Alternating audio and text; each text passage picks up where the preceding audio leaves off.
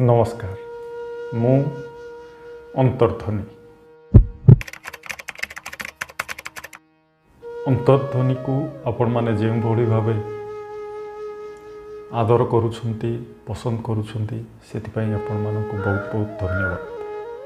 जो माने भी यूट्यूब रे वीडियो करंती समस्ते प्रायतः लाइक शेयर किंबा सब्सक्राइब कथा निश्चित कहते, किंतु मु भावे भल पाइबा मनरू आसवा दरकार, अनुरोध रे नुहे। आपण माने भी मो कथा को समर्थन जनाई जो भली भावे भल पाइबा दौरान से पुणी थे धन्यवाद। आज इच्छा है आपण मान सहित टिके एमती हल्का फुल्का कथा हाँपाई से वीडियो कथा हूँ एमती गाँव रे थरे बुलु बुलु कुलिया भाई भेट पड़ला। कुलिया भाई सहित गोटे आमर एमती पारिवारिक संपर्क नहेले भी गोटे आंतरिकता रही आछि। बापा समय गोटे भल पाइबा अच्छी। अब मु पचार देली कौन अरे कुलिया भाई मो वीडियो देखुच ना नहीं। कुलिया भाई कहला तू तो आम कथा कहूनु मु कौन तो वीडियो देखी। मु मने मने भाविली कुलिया भाईर पुणी कथा कौन। मु तो समस्त कथा कहूँ, समस्त जीवन कथा कहूँ, जोटा जीवन रे दरकार से कथा भी कहूँ, पुणी कुलिया भाईर कथा कौन। तेणु आज कुलिया भाईर कथा।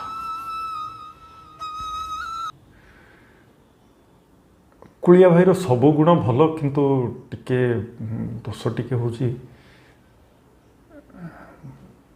टिके मद फद पिए। मद पिए माने बहुत पिए। ये जो आमर कौन ताको कहते फटी फटी फटी पिए।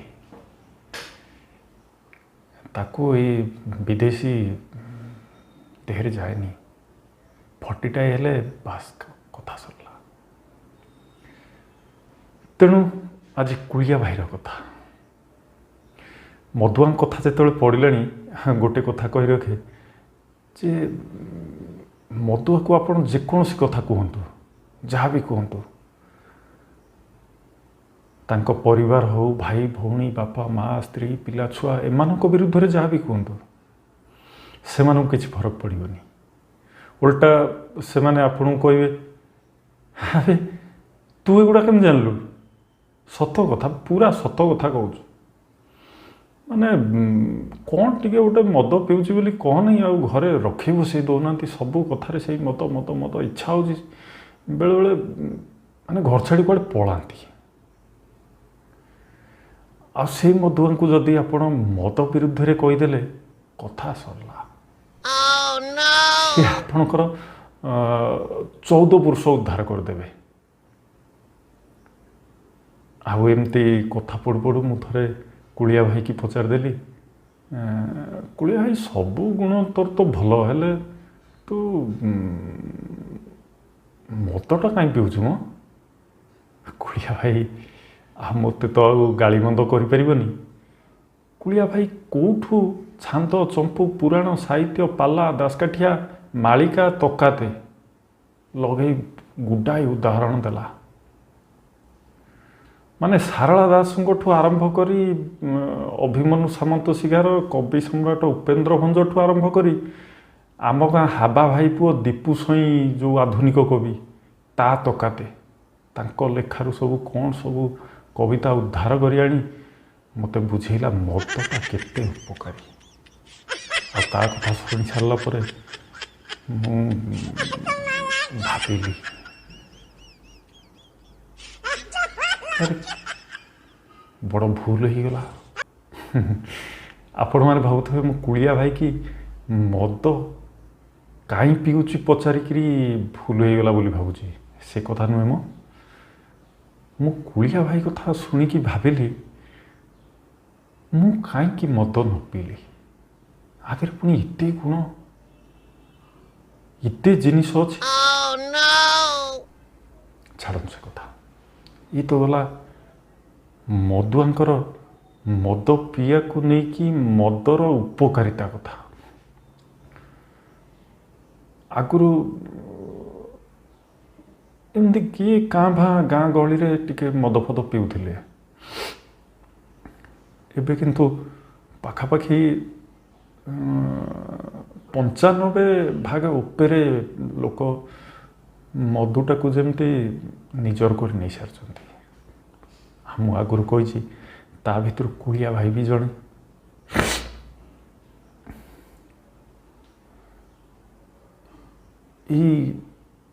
आगुरी होता कौन एमती ओषा बार माने कोटे माइक बाजिला फंक्शन टे होची सेठी जो गाँव रे जो 2-3 जन कि 4 जन मदुआ थिले से माने टिके मालटा मारदे कि गोटे अलग गोटे माने बुझुथिबे आपण गोटे माने गोटे अलग रढ़ किंतु एबे तो समस्ते मदुआ मद पीवा बाहाना भी आजिकल अजब प्रकार जदि पड़िशा घरे तांकर माने गाँ साई रे जोर रे माइक बाजिबा दरकार नहीं जदि पड़िशा घर छुआ टिके तांको म्यूजिक सिस्टम को वॉल्यूम बढ़ाई देले एणे मदुआं गोड़ उठिला अरे कौन गीत गीत बाजिलानी आज गोटा मालटा नहेले मौसम हवनी ये जमती आम कुड़िया भाई गला काली रविवार भालुकुणी ओषा मुझे बाहर टी एपट सेपट हो कुड़िया भाई आसी पहुँचीगला कुड़िया भाई की देखिए खुशी लगे बहुत दिन पर देखा कहले कुड़िया भाई कौन केमती चली आइलु एड़े हाँ नाई मो आज भालुकुणी ओषा मु कहली कहीं तू कौन भालुकुणी ओषा करछु ना कौन कुड़िया भाई सहित आमर टिके तू ता चले गोटे माने बुझुन तो गोटे आंतरिकता बेसी हो कुड़िया भाई सहित बोली तू भालुकुणी ओषा करछु अबे ना म छुआ फूल तोड़ बोली डाकिले राति पांतिया पांतिया होता छुआ को सब आनिक आजिकल बेल काल देखुनु गोटा सांगे न गले केतबेले कौ कथा छुआ सब फूल फूल तोड़ले सी सब तोड़ी ताड़ी घर गले मुझे टे तू सागे देखा करदे आसवा आउ है भल है आ कौन कहूनु ना म तू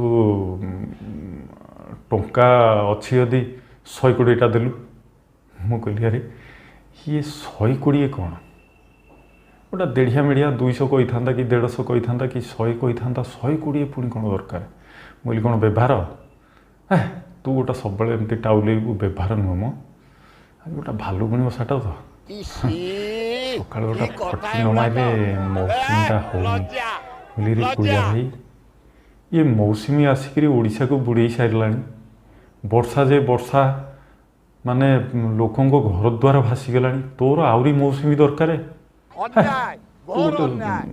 सब गोटे एमती टाउल तू देलु देलु आ कुड़िया भाई की तो मना करी होनी जहाँ भी हेले बड़ भाई तापरे अभ्यास तो कर कौन ताकू ये करवा कुड़िया भाई गला 120 टंका नहीं एबे गला किसी दिन कोरोना लॉकडाउन समय रे गाँ पाखर गोटे पिलाटे चलीगला मद पीकी गाड़ी चलाऊला एक्सीडेंट है चलीगला पिलाटा टिके दुष्ट हेले भी देखिले बाटरे घाटे सम्मान देवे से इच्छा है ताकू टिके शेष दर्शन कर दिए जा पहुँचली ता घरे आठी कुड़िया भाई हाजर बोले अरे कुड़िया भाई तू एठी तू कौन मो कथा जानू लोकों असुविधा बोले हाँ हाँ ठीक ठीक ठीक कुड़िया भाई सत कथा यहाँ जार जो असुविधा सुविधार कुड़िया भाई सबुठी निश्चित थी तेणु मुझे कहली आउ कौन किसी व्यवस्था कले शव नापी संस्कार करने व्यवस्था आउ कौन ये जो केस एठी कौन सेमती किसी करहब मुझे ता बापा बों को देह से माने सब मानसिक स्तर में भांगी पड़े भल अच्छा ना ଭଲ କ'ଣ ବୁଢ଼ା କାଳଠୁ ଘରୁ ଉଠିନି। ମୁଁ କହିଲି ହଁ ଠିକ୍ କଥା, ଭେଣ୍ଡା ପୁଅଟା ଯେତେବେଳେ ଚାଲିଗଲା କେଉଁ ବାପା ସହିବ ଯେ।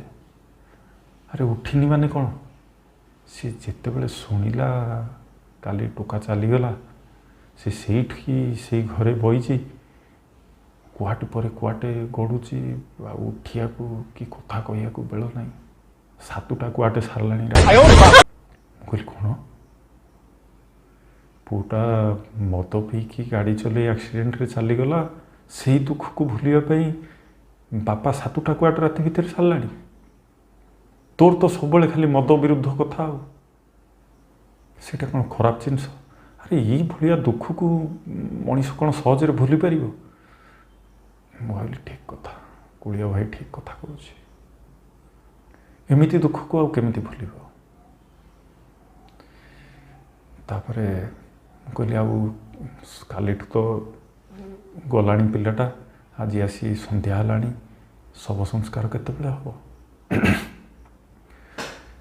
କୁଳିଆ ଭାଇ କହିଲା ଇ କ'ଣ ଆମେ ଏ ଶବ ନେଇପାରିବୁ? ଆମେ ବାପା ପରା, ତା ଭାଇମାନେ ନେବେ ନା। କହିଲା ଭାଇମାନଙ୍କୁ ଡାକୁନା, ଭାଇମାନେ ଆଉ କ'ଣ ଅଛନ୍ତି? ସିଏ ଆମ ସରପଞ୍ଚ ଆଇଥିଲା, ଟଙ୍କା 3000 ନେଇକି ଯାଇଛନ୍ତି, କ'ଣ ଆଣିବେ, ତାଙ୍କର ଟିକେ ଖିଆପିଆ କରିସାରିଲା ପରେ, ଖିଆ ତ ନୁହଁ, ଟିକେ ପିଆପିଇ ନ କଲେ ସବୁ ଧୈର୍ଯ୍ୟ ସହୁନି, ଆତ୍ମା ସହୁନି, ଛାତି ଫାଟି ଯାଉଛି, ମାନେ ପୁରା ହୃଦୟ ଭିତରୁ ବାହାରି ଆସୁଛି କୋହ। ମୁଁ କହିଲି ହଁ ହଁ ଠିକ୍ କଥା। ସେ ଯାହା ହଉ ପିଲାମାନେ ଆସି କେତେବେଳେ କ'ଣ କରିଥିବେ, ମୁଁ ଶେଷ ଦର୍ଶନ କରି ଫେରି ଆସିଲି। ଆଉ ବାଟରେ ଆସିଲା ବେଳେ ଭାବୁଥିଲି, ସତରେ ମଦଟା କେତେ ଆପଣାର। ବାପା ମା, ଭାଇ ଭଉଣୀ, ସାଙ୍ଗସାଥି, ସ୍ତ୍ରୀ, ପିଲାଛୁଆ, ଏମାନେ ହୁଏତ ପର ହେଇଯାଇପାରନ୍ତି, ଏମାନଙ୍କୁ କିଏ ଗାଳି ଦେଲେ ହୁଏତ ଆମେ ସହିଯାଇପାର, ହେଲେ ମଦକୁ ଗାଳି ଦେଲେ ଦେହ ସହେନି। ଭାଲୁଗୁଣି ଓଷା ଝିଅଙ୍କର, ଆମେ ମଦ ନ ପିଇଲେ ମୌସୁମୀ ଆସୁନି। ଭେଣ୍ଡା ପୁଅଟା ଚାଲି ଯାଇଛି ସେଇ ମଦ ପିଇ, ଆଉ ସେଇ ମଦ ନ ପିଇଲେ ବାପା ସେ ଦୁଃଖକୁ ଭୁଲି ପାରୁନି। ଭାଇମାନେ, ଭାଇଟା ଚାଲିଗଲା ମଦ ପିଇ ଆକ୍ସିଡେଣ୍ଟରେ, ଆଉ ଆମେ ମଦ ନ ପିଇଲେ ଆମ ଭାଇର ଶବ ସଂସ୍କାର କରିପାରୁନେ। ଥରେ ଭାବିଲେ, ମୁଁ ତ ଭାବିଥିଲି ଆପଣଙ୍କ ସହିତ ଏମିତି ହାଲକା ଫୁଲକା କିଛି କଥା ହେବା ପାଇଁ, କିନ୍ତୁ କୁଆଡ଼କୁ ପଶିଗଲି। କ'ଣ କରିବା, ମୋ ପ୍ରକୃତି ହିଁ ସେମିତି। ଯେଉଁ ମଦରୁ ପୁରା ଓଡ଼ିଶାକୁ ଚଳାଇବାର ସିଂହଭାଗ ଅର୍ଥ ଆସୁଛି, ଯଦି ଆମ ପଇସାରେ ଓଡ଼ିଶା ଚାଲିଛି, ଆମେ ମଦ ନ ପିଇ ସେଇ ପଇସାରେ ଆମ ପରିବାରକୁ, ଛୋଟିଆ ପରିବାରକୁ ଯଦି ଚଳାନ୍ତେ, କେତେ ଖୁସିରେ ଚଳନ୍ତା ଆମ ପରିବାର। ମୋ କଥାକୁ ଟିକେ ଦେହକୁ ନିଅନ୍ତୁ। କଥାରେ ହାଲକା ଫୁଲକା କଥା ହେବା କଥା କହି କେତେ କଥା କହିଗଲି। ଭିଡ଼ିଓଟି କେମିତି ଲାଗିଲା ମତାମତ ନିଶ୍ଚିତ ଦେବେ। ଆପଣଙ୍କ ମତାମତ ଅପେକ୍ଷାରେ ରହିଲି। ମୁଁ ଅନ୍ତର୍ଧ୍ୱନି, ନମସ୍କାର।